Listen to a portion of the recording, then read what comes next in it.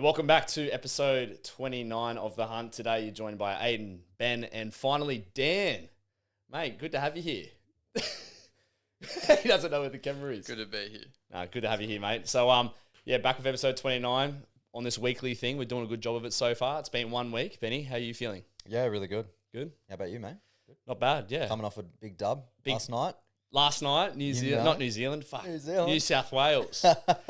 Well, wow. The Origin was on last night, and it was good to see the boys take home a 14-4 victory up at Suncorp in the Cauldron. Yep. We watched it together, didn't we, mate? Yeah, we did. We got fired up. On the edge of our seat. Fucking really good game, to be honest. Yeah. It was good. It was jam-packed the whole time. Yeah, it was 2-2 at halftime. Yeah. And like the best half of footy I'd seen, which is crazy. And it was good to see actually like the boys have a fucking go. Oh, yeah. Like we couldn't believe how physical it was for like the first half. And there was, like you said, 2-2, minimal scoring, just some conversions. But yeah, it was a couple of key moments that I really enjoyed was Zachy Lomax kicking the penalty goal from the side to make it 2-2, which was obviously like quite intense. But yeah, all it seemed to be was just like a battle of the middle, making all the forwards tired. And then eventually once the forwards tired, it kind of just exploded towards the back end of the second half. Yeah, it was like if there was any overlaps on the outside, just one too many people coming into a tackle, left a small gap, few offloads, bang, done. Yeah. Bradman Best down the side. Bradman Best down the side. Yeah. Shout out Bradman Best, Knights player. But speaking of Knights players, Kalen Ponga, I was a little bit upset with like the strategy around how he was utilised in the game. I reckon Reece Walsh is not an Origin player whatsoever. No. I reckon he's a good club footy player because he can just burn around club footy level players. Yep. But the stuff that he sort of does in the Origin arena just doesn't seem to just work as effectively, which I understand. So I think it would be good to see Kalen Ponga probably back at one, but I don't know how he would go with the chitter chatter around his head concussion and like history in regards to that. Yep. But we'll see what Billy does next year if he stays on as Queensland coach. But at least New South Wales got the dub. That's all that fucking matters. Hey, that's it. That's all that matters. I tell you what matters more is today's topic. So today we're going to talk about basically how all roads lead to Rome when it comes to programming. So being able to go through block to block to block and understanding like how you're actually able to start a block like maturely in that sort of sense, but also at the same time, what sort of considerations do you need to make with your coach or as a coach to get the most out of the upcoming block? So I think first and foremost, like the most important thing when it comes to deciding how you should try and progress from block to block is understanding how fatigue affects the athlete. So fatigue is this thing that like is always changing because it's so volatile towards so many different variables. The main one is obviously the training stimulus. So how does volume, how does intensity, how does frequency actually affect the lifter? So we've had our own experiences as athletes and as like coaches where we've got a number of people underneath us who have programs that are more tailored towards volume and other programs that are tailored towards more intensity, or I guess they're benching more frequently than others because they don't get as fatigued. But understanding, I guess, how the fatigue model works and what we're trying to actually do when it comes to progress athletes from a block to a block, what are we actually doing to the athlete to make them fatigue? Because we need fatigue, right? Yeah. We need fatigue to make the athletes able to adapt and be able to get stronger as long as they're taking the recovery measures it need be. But I guess, Benny, when it comes to your programming and your athletes, how do you actually control fatigue from, say, someone who can tolerate higher volumes compared to someone who can't tolerate much volume at all? Yeah, so it just comes back to what you touched on before, which is just the balancing act between how much intensity or volume you give athletes dependent on their responses, right?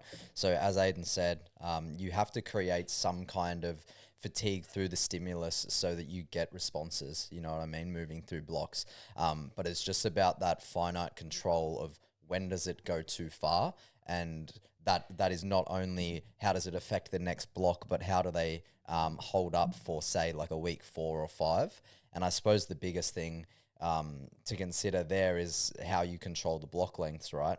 But in saying that, when you're talking more about rep ranges, it's just kind of you initially decide it based off like body weight, training age, how efficient they are in when each the competition movement. Is as well. Or competition and everything, like when you're thinking about the macro, but for like the meso at the moment or the micro prescriptions, considering those things, like how much volume can they tolerate based on how good they are at each movement, essentially, how heavy they actually lift. So if you've got big boys throwing around big numbers, they're obviously going to be less tolerable to volume because that's going to impact their fatigue, and therefore reduce their likelihood of recovering from that volume in time for their next session later in the week or the next week.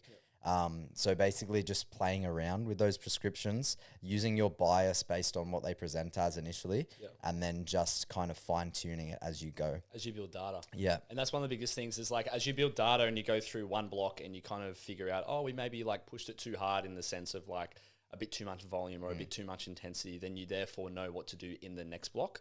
But the ideal scenario that I believe that this becomes really, really valuable is when you actually go into a block and the athlete is actually feeling really good. But you know that if you go an extra week, or you know that like if you, I guess, like prescribe more reps next block, you know what will happen because it's happened before.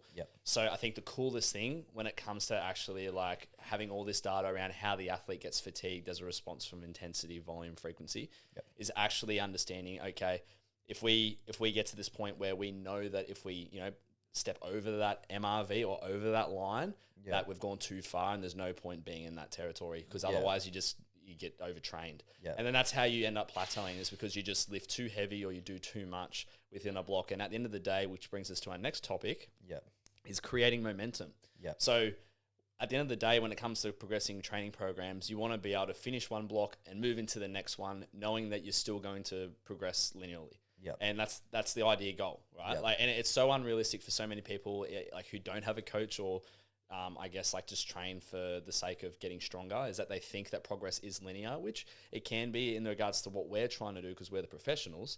But for so many people who don't have a coach and who don't actually understand the strength training principles and how they affect them on an individual level, then that's when they can get unstuck. So I guess, what is momentum, mate? Like, how do you see momentum? So momentum is essentially just this snowball effect that you get from block to block to block. And typically you want to structure it so it lands where we need it the most. So basically you map it out backwards from a competition date, for instance, and you want to just ensure that when the lifter is training throughout blocks 1, 2, and 3, for instance, that they land at their strongest at the end of block 3 when the competition date is.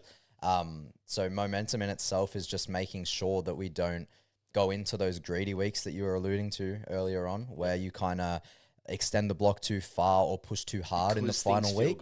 It's a fucking trap. This is the biggest thing. And I think as well that a lot of people who are in that like beginner intermediate phase kind of get caught in that trap where they start using RPE way too literally, where it's like, okay, like I have to be hitting like this RPE because like, you know what I mean? And I feel so good in week 3, so I'm going to load it up. And then you feel like shit in week 4. And then all of a sudden your block momentum's gone. The rhythm's gone for the whole macro structure over 3 months. You almost got to think forward. Like if you're feeling good in week 3 and you know you're in a 4 or 5 week block, like you got to still make yourself last to the end of the block, because you know in previous blocks that 4 or 5 weeks work really well. And this is what momentum is all about, is just pacing yourself and understanding the strategies that you can put in place, and these only become more and more individualized over time. And that's when you can start thinking about fatigue and recovery and things like that, as far as how you structure that macro, where you do like general periodization, where the intensity starts to rise, so volume starts to just slightly reduce, not a lot, but just by like, your big chunk of volume sets starts to reduce by 1 rep per block, that kind of thing. I think the most important thing when it comes to momentum is understanding what periodization is, because periodization from like years 2020 people just thought it was like, okay, you go through, as you said, the 3 blocks leading to a competition. Each block, your reps drop and your weight increases. But sometimes for some people, you don't need to change anything. For example, a competition bench press micro, when like the cycle works, so you don't have to change anything. You don't have to periodize anything. You just keep doing the same thing. And then on the flip side, for some deadlifters who do sumo, and they are quite, I guess, sensitive to intensity and they can handle a lot more volume, then you're going to probably most likely not see as much traditional periodization when you're running from, I guess, 3 blocks out into that middle block into the peak. The volume's probably going to relatively stay really high. Otherwise, if you pull that volume, the athlete then becomes really volatile and unable to actually load more weight on the bar. And it's similar to what we kind of spoke about last podcast, talking about deloading, right? Where it's like, people have this misconception where it's like the taper is essentially just a week off where you don't do anything. But in the same sense, when it comes to applying stimulus to an athlete, if you're just relying on the fact that you're just pulling away volume to make them stronger, then you haven't found them the right stimulus yet. Yep. You're basically just relying on the fact that they're doing less work, so they're going to have more output. Yep. You know what I mean? Yeah, I do. Yep. No, that's good. Yeah. So like training momentum is like without a doubt the most valuable thing you can have as an athlete. And it is really hard to get hold of because once you have it, you just need to remember that like you're doing the right things. You do not need to change anything. And that means exercises. That means potentially rep ranges. That means like the days that you're training. And it brings me on to my next one, which is training conditions. So training conditions is like heavily looked over by so many athletes because sometimes they're, I don't know, training at multiple different gyms with different levels of equipment.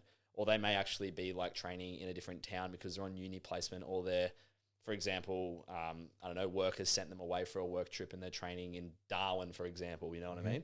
So actually being like able to remove yourself from the fact that like, okay, I understand that I'm not lifting on an Alico bar, I'm lifting on a commercial bar now, or I don't have chalk with me, or I guess like the people around me aren't giving as good handouts as usual. Like those training conditions can actually really impact the considerations of when you are deciding on how you progress through a block. 100%, yeah. And I think that is where, as coaches, we should come in and just make sure the athlete is aware. Because I think from an athlete perspective, it's really good to be almost like gaslighting yourself into your capability to do something. Because if you don't believe that you're going to do something, then the likelihood is you won't do it. So I think it's a good opportunity for the coaches to come in and just be that like devil's advocate and being like, look, mate, like we're not in like great circumstances right now. So you are going to have to pull back for the greater good later in the block or the meso or whatever. And that's why, you know, as I said at the start, having a coach is so valuable in that sense because you're able to actually read the play early. And that means, you know, I know you're going to an Anytime Fitness to do some powerlifting, mate. It's not going to be as good as the one at HPC. You know? So being able to actually like read that out loud to them and they therefore understand the objectivity of like, you know, training conditions do actually impact, you know, my load progressions through a block or the way that I actually lift. Yeah. And like you said as well, having not having the usual machines and equipment that you have available to you. Like you might have that like typical like 2 day prior to primary squat belt squat. You might not have a belt squat anymore.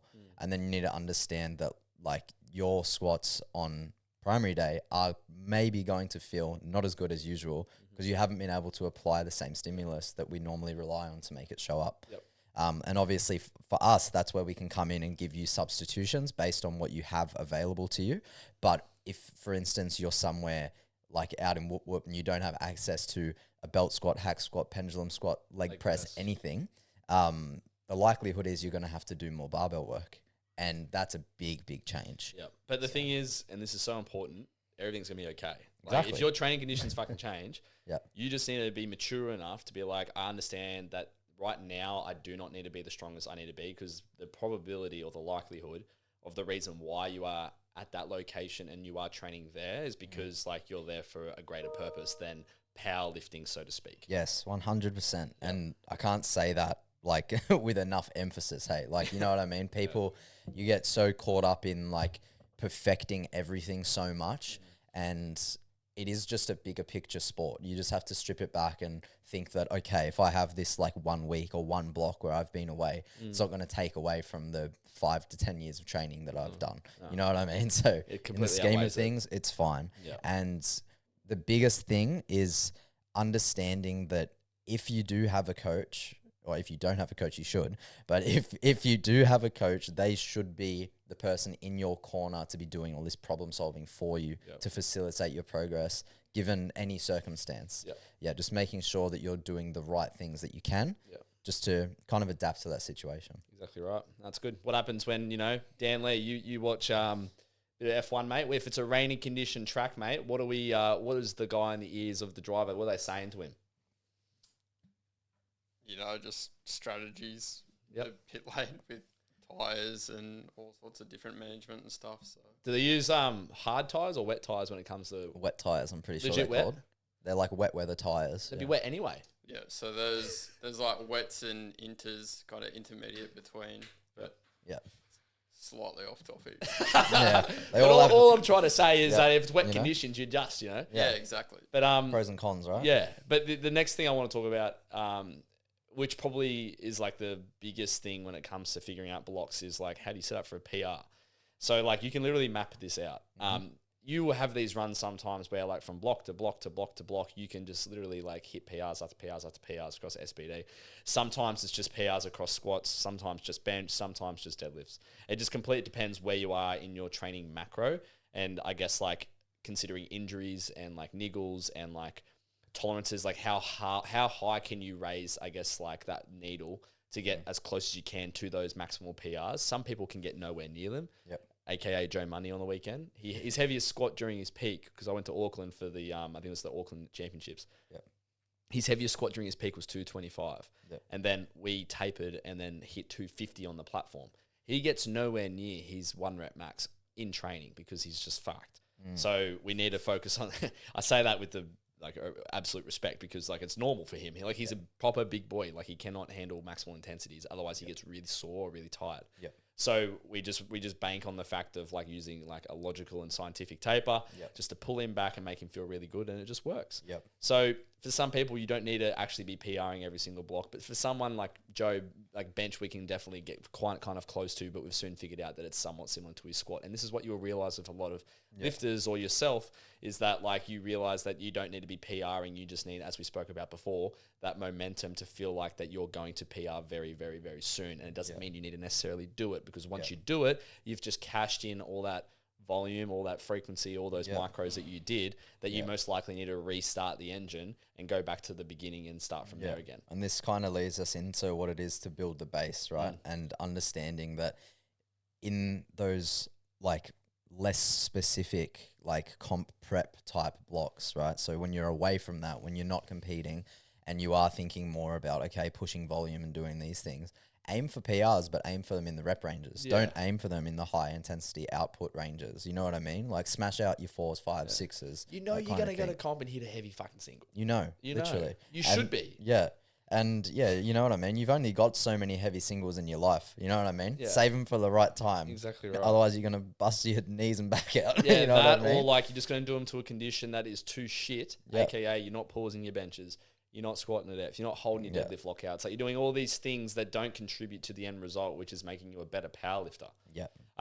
The other funny thing, well, not funny, it's serious, but like mapping out your block around what loads you should begin on, right? To PR. Yeah. This ties back to the name of the podcast, All Roads Lead to Rome. Yeah. Say, for example, like you're a lifter, then you want to squat 260 by end of the block. Your block's 5 weeks long. You've just recently been doing blocks that was quite successful, where you finished on a double at 250 and it was around RP 8, 8.5. So you know you got 260 in you, but you want to hit 260 by the end of the block. What is the first thing you do, Benny, when you know that, okay, I just hit 250 for a set of 2 at 8, okay? Yeah. How do I get to 260 for 1 in the next block? What am I considering? So basically, you want to not get caught up in the fact that you just did 250 for 2 last week, and you want to understand that we're starting a new block fresh and we need to set the baseline appropriately. So the first thing you want to do is open up your program and read the fucking RPE. All right, so you want to read the RPE and consider that at the absolute most. So there's a few things that we can do from here. We can understand, okay, cool. Based on my last block and the current momentum that I have, I should be able to hit X number at 5 RPE. Okay, so that's like the first thing, right? You can either use the RPE map like chart and work off percentage, or you can use your data to understand, okay, cool. If I hit this for this, then I could hit this at 5 for a single. Yeah. And then the other thing that you want to do is take basically your typical blocks from point A to point B at the start and end of your given block, and understand that if you took plus 15 from week 4 to 5, and then plus 10 from 3 to 4, and then plus 7.5 from 2 to 3, and then plus 5 from 1 to 2, you just add those up and take all of that off of 260, and then that gives you your baseline to then end yourself at 260, right? But you just need to understand that that is not the be all and end all, and you have to just adhere to the RPE. That's called reverse engineering. Yeah, exactly. You're just mapping backwards, like you're going and you're relying too much on just like objective data and not subjective data based on how you feel after your 250 to double at 8. Yeah, that's a good example. And the funny thing is like when we actually think about like re-engineering the same jumps from that block that was successful when you did the 250 for 2 at 8, and you just kind of like slide the scale up to land at 260, like that scale that you just rose everything up to, the percentage of intensity that your body is dealing with is way greater. Yep. Not intensity of volume, intensity of the fucking literal weight on the bar. Yeah. And that can make a difference. You know what I mean? 100%. Because when you're increasing those loads, everything is X amount of kilos heavier based on the previous block. You're not accounting for those extra levels of fatigue. So there is no harm in hitting the same week 1 load that you did in the previous block, but just take bigger jumps.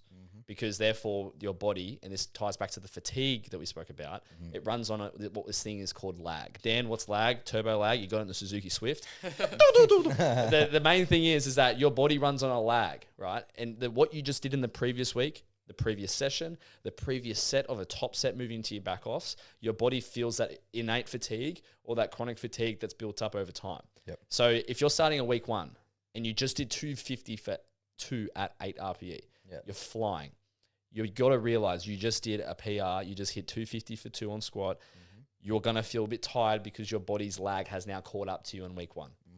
Therefore, you need to take an appropriate load, aka hit your RPE. So you're actually going to be in a position where you can take bigger and safer jumps moving towards that 260 single, which you definitely can hit if you did 250 for 2 at 8. Yeah, and this is a perfect example of actually wave loading from block A to block B to make sure that you don't burn out halfway through the second block. And the funny thing is that, like you said, baseline. So the baseline is what you did in that previous block for the 250 for 2. Like that's what got you to that 250 for 2.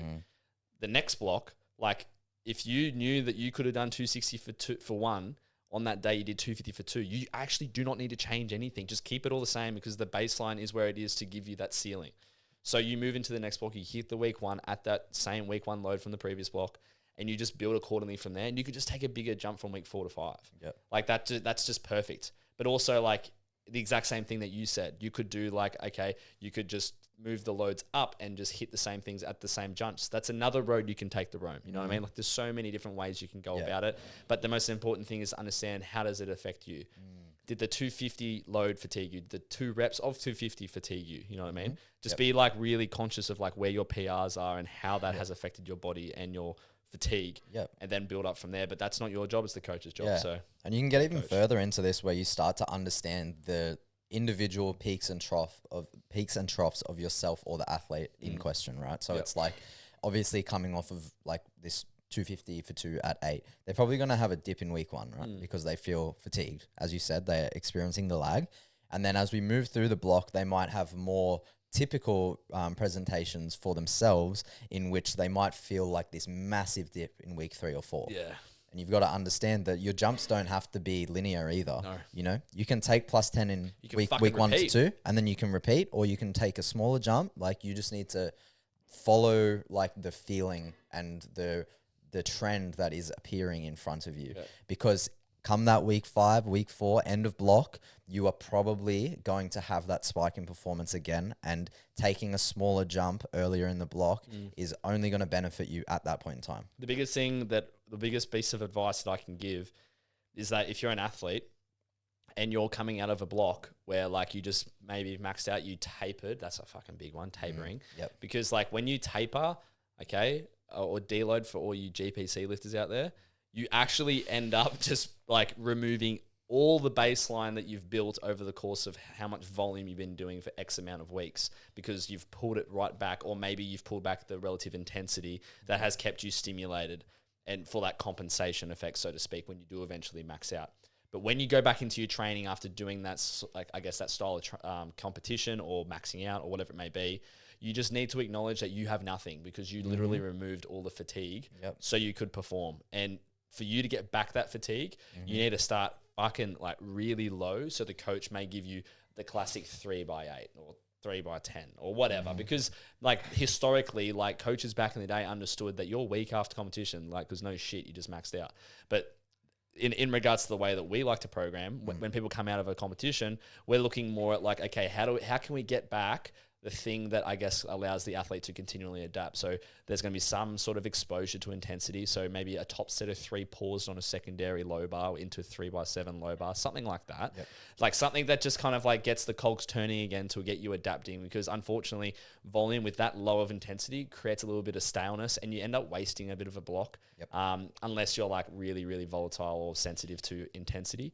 Yep. So otherwise, we'd all train like a bodybuilder in the off season. Exactly. You know what I mean? And you don't, because like you definitely need to be hitting top sets and like heavier loads and constant exposure, because like there's arguments around like, you know, your joints being ready for something heavy, like once you do enter a prep, because you can't go from doing like this bodybuilding style of training / off-season powerlifting programming into like something that's really heavy, because it's just going to make you sore. Yep. So like there needs to be this constant exposure and constant tweaking and understanding around like, okay, how do we create momentum using a similar model that can periodize into a peak? Yep. And that's where the macro plan is important, because you can pull things right back from a start date to an end date and map out the entire season. Yes. Last one we'll talk on is psychoanalysis, mate. Big one. Like basically athletes who get a little bit taken back by the fact that they have to pull things back when they're like fucking ready to go. You know what I mean? Yeah. What does that come down to as a coach? Like, what are you doing with your athletes if they're like a raging bull, they're ready to rip and tear? Dan Lee, I'm looking at you.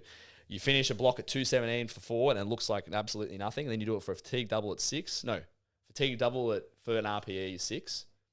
Remember that?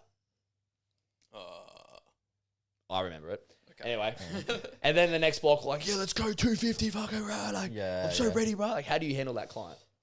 So basically, like super important to me is I never try to dampen their enthusiasm, because I want them to stay up. Like, I don't mean to interrupt. Yeah. But like, I was like, went through this period with Steve and like maybe the block before I went to Worlds, where like I was just trying to hit 160 every single week. Yeah. And like, he didn't fucking tear me down. He just kind of like subtly let me know, but he would just be like, fuck, you're a determined little cunt. Yeah. You know what I mean? Like he just kept telling me, you're determined, like you want it bad, don't you? Yeah. Like, you know what I mean? But I understand what you're saying there. Yeah, 100%. Like, I think it's so important, because like as the coach, you're meant to nurture that enthusiasm. And it's kind of coming full circle back to what I said earlier, where it's like, as the athlete, you want to be so delusional that you think you can do anything. Fucking oath. But you need the coach just to pull you back in so that it's reasonable. Yeah. Because they need to have that enthusiasm, and they need to have that want and desire to like get after it. How do what I you mean? minimize burnout then? So basically, like, I just like to do what I do in training, right? Which is understand that there's a time and a place to really let everything go. And that's always at the end of the block or at competition. And you need to understand that when it comes to like training fatigue and like understanding the stimulus that you're putting into training, I also like to think of it as your like mental engagement and arousal also builds through the block and ends at a peaked state. You know what I mean? Yeah. So just as someone in week 1 shouldn't be smashing the dim mac obsidian ammonia, you know what I mean? Dan, I'm looking at you. So they're not like, you know what I mean? It's week 1. Like, be mentally engaged and be present, but you know what I mean? Like, just get through your session and get it done. Yeah. And, know that this work is setting you up for later in the block. It is, yeah. And then as you go through each week, you can start to work on that mental engagement and intensity and getting the fucking dog out.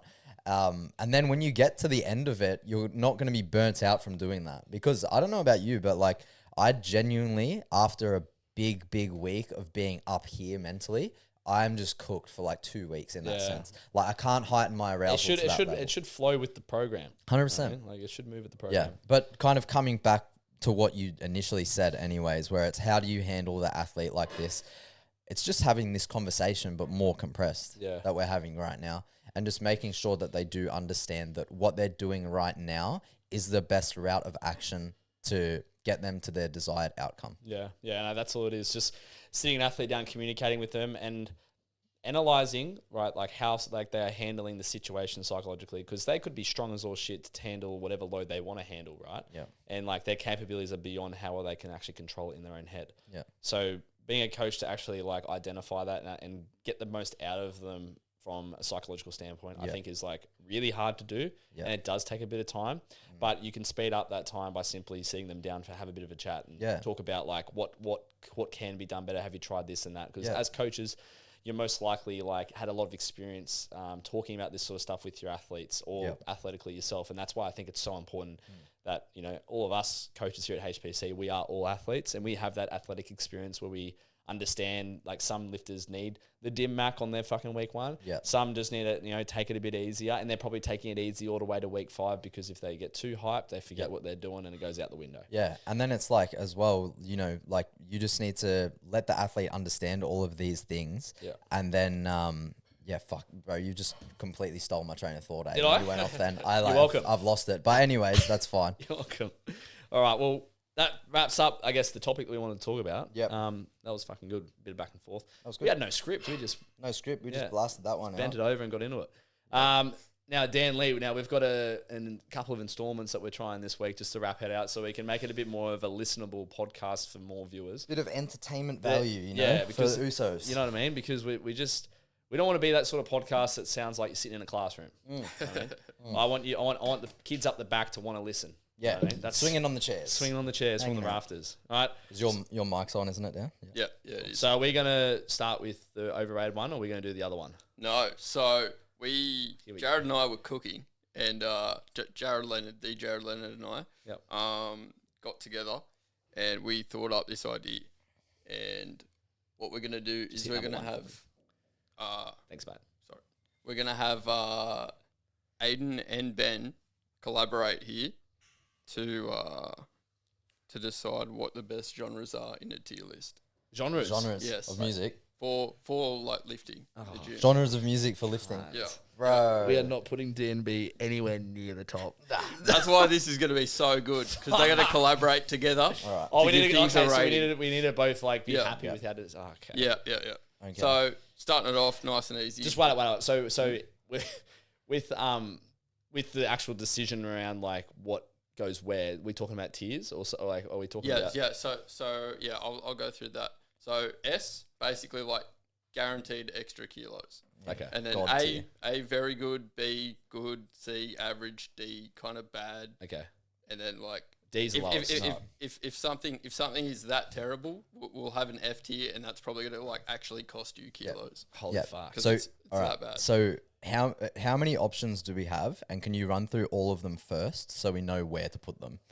You know what I mean? Because I don't want to. fuck I don't that. want Nah, to fuck waste. that. I don't want to waste my S tier, bro. No, this is funny. This is funny. Okay, okay. Because So- are you going to take note of it and read it out after us? Yeah, Okay, I'll be taking notes. All right, and last question. Sorry, Dan. Just so I understand the fucking rules. Yeah. We have to. It's for a training environment to PR, a training environment like you're doing your tertiary bench, or like just kind of like general gym music you want to listen to. Like for performance. What So- gets you going? Yeah. What gets the cogs rolling?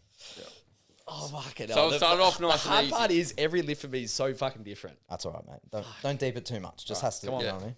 what I mean? Don't overthink it, just for performance. All right. So to start off nice and easy, we've got rap. Like what sort of rap? Like, You're listening to UK rap. This is just general. We're gonna got some more encompass specific all of rap ones. in this one. Okay, good. All right. I'm- I'll Yeah. say that there's a couple All right, ready? subgenres of rap coming Ready? up, but this is like the most general rap. Can we just go like 3, 2, 1, bang? All right, ready? 3, 2, 1, B. B. Yes. Shake my fucking head. All The right. boys are on. Yeah. Take note. B. Okay, so that's a B for rap. Next up, we have pop. Pop. What's the lowest option? F. F. So you reckon what's pop, pop? pop is Like- going to cost you Pop. like just like like the Cream general pop. top Katy 40 Katy stuff. Perry, Yeah, Taylor pretty much. Swift. Oh, mate. Like your commercial gym Alright, ready? music. Don't do this to essentially. me. 3, 2, 1. F. E. I don't mind it. You know, the Wednesday night, you know, you're chilling out. I actually don't mind it. I guess Could, if you, could, I could guess we if you're agree on yeah. like a D minus set, like it's in D, but it's at the end of D Yeah. between you guys. E. We'll put it in the E. E. All right. You don't mind it. Bit of strawberry kisses. Bit of strawberry kisses.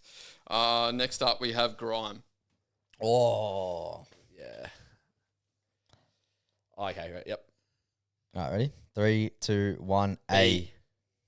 Yeah, it's pretty close. A minus then. I put it in the same bracket as rap, honestly. Mm. Fair enough. There's a lot less disagreeing than I was expecting, but there's more You to just come. wait, mate. The fucking Yeah. there's one coming. Metalcore. So like your Polaris. All right, let's go. 3, 2, 1. S. Yeah, let's go.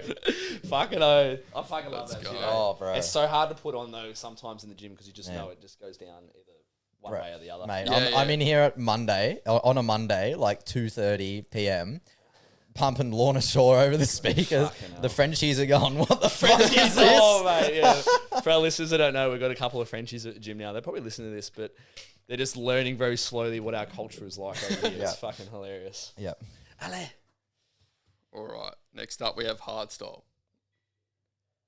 All right. There's some hard stuff I fucking hate, there's some I fucking love. Difficult. 3, 2, 1. C. Really? Yeah. C. I'm not massive on it.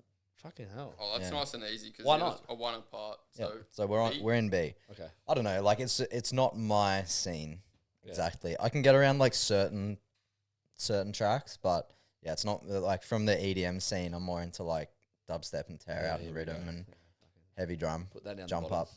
up. Yeah. Jump up. Fucking hell. Makes me want to spew. all right, we ready for Anyway. the next one, boys? Yeah, go on. All right, K-pop. Go on. 3, 2, 1. F. Hmm? F. F. Double Fs from the boys. Double Fs. Mate, you're gonna have a BTS army beat. coming for you, Matt. That's crazy, Bro. bro. We have sock chair knocking on our doors.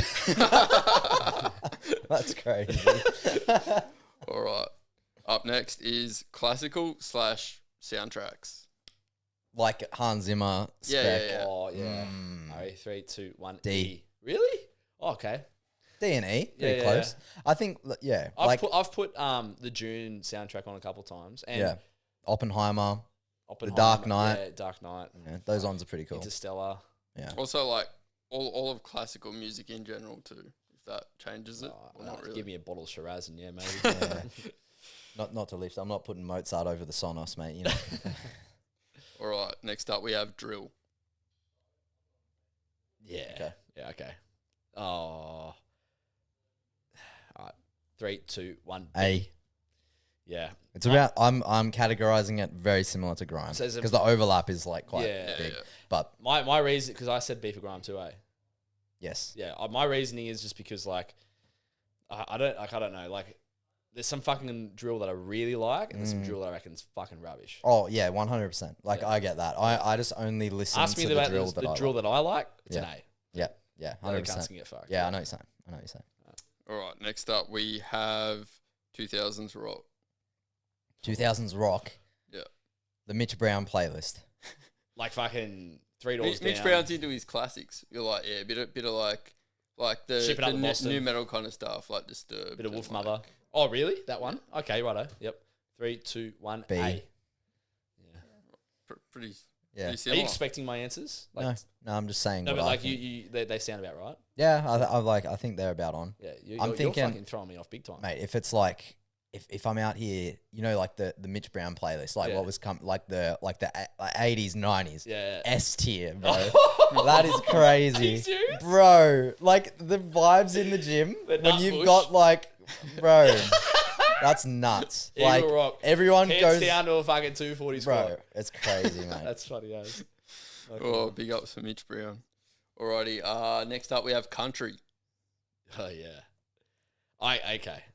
Ready? 3, 2, 1. D. D. D. Did you say D? No, Potts? I said he said. No, I D. said D. He I said said B. B. Oh, okay. Yeah. Like I like country, but like I only put it on maybe once a week When Sid's in, when Sid's in, Wednesday, and then it Arvo. just rolls into the Wednesday Arvo. Yeah, You know, you know, that's fun.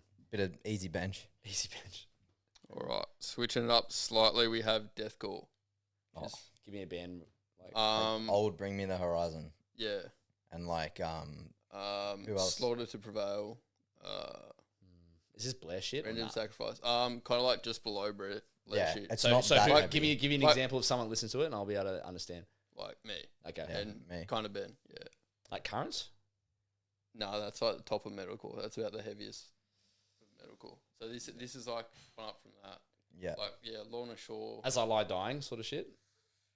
No, probably still heavier than that. Fuck. Yeah. All right. Ready? 3, 2, 1. S. C. It's a bit much. Nah, I love it, man. Really? It's so good. You're a sicko. bro. I'm with Ben on It's this so one. eh? goated, man. So does that move to an A then between yous? What do you reckon? S the- A, the and then middle. you've got B and A between C, mate. Yeah, I know, but like S is like we don't give out S's all the Dan. time. Yeah. the deadly yeah, scale. I reckon. Fuck Dan, hell, yeah. God. You chuck Like it- we chuck it can in. say A minus. All right. All right, you go for it. Okay, next up we have hyperpop. The fuck is Can that? you expand on that one? Hyperpop. It's kind of like the TikTok-y, like Oh, like high, funk. high tempo. Like funk. Like Bum, bum. like classic TikTok song sped yeah. up. Yeah. Like Sorry. high tempo, like pump pop kind of stuff. Not necessarily funk. 3, 2, 1. E. Yeah. Yeah, nice. There's a couple I get. I don't mind. Yeah, like the reason I didn't give it an F is because like I kind of get it. Yeah. It's good to have on the speakers as like a crowd pleaser, but at the same time, like you will not catch me listening to that on my own. Not in the M-Rock, no, sir. No, sir. Well, something we will catch you listening to on your own. Next up, we have techno and drum and bass. Oh, Yeah, sick. I actually don't mind DNB. I didn't say dubstep before, but DNB. Yeah. All right, 3, 2, 1. A. A. Ooh. Nice. I thought you were going to say S. No, like it doesn't like really engulf me when I train, perform. especially Yeah. like it's kind of like Good accessory hype, music. hyping up the boys, like you know what I It's good mean? for accessories. It's like you're Good warming for it. up to do something or you're doing accessories. Yeah, or a secondary day or something, like you know Yeah. what I mean. It's not intense, like it's not like I'm listening to Hans Zimmer, like you know. Right? Okay, next up we have chill or just like slow tempo music. Like example. Just even like Jason Mraz.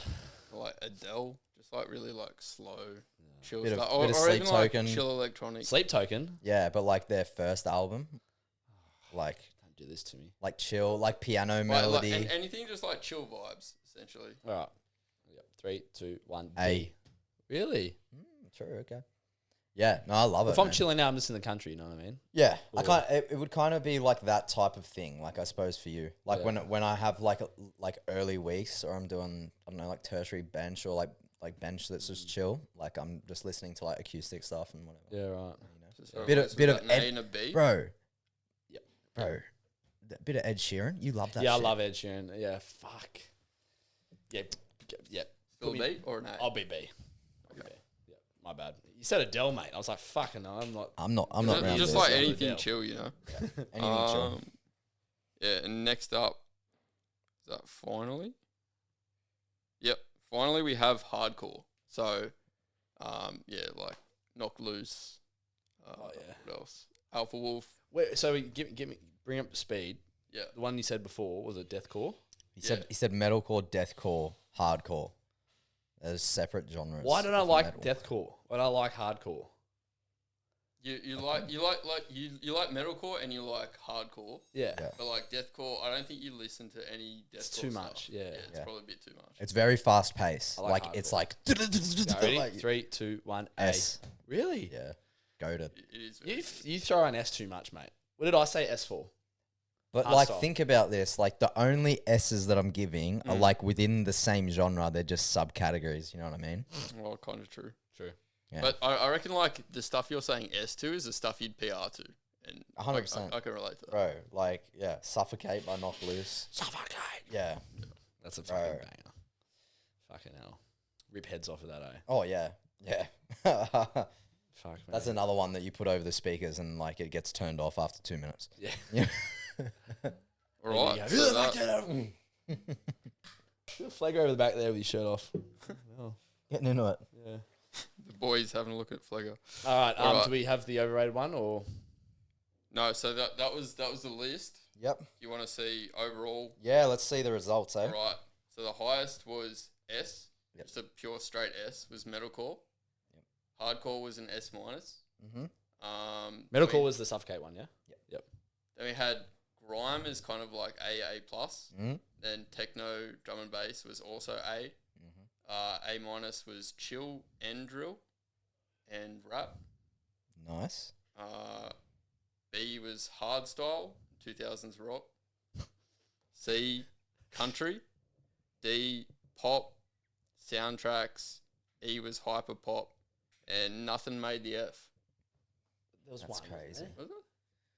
I Nah, think, I think Yeah, K-pop or Oh, something. K-pop. K-pop. Had the F. Sorry. That's it. That's all right. That one is- Fucking hell. It's a pretty decent spread. That's good. There was a lot of them that come up. So that was Yeah, pretty yeah, good. yeah. Yeah, you boys agreed a lot more than I thought you would, eh? I thought the gloves would be off for this one. Yeah? If Nah. you said jumper, yeah. Yeah, like jump up. Let's pretend. Ready? Jumper. 3, 2, 1. A. F. Yeah. There we go.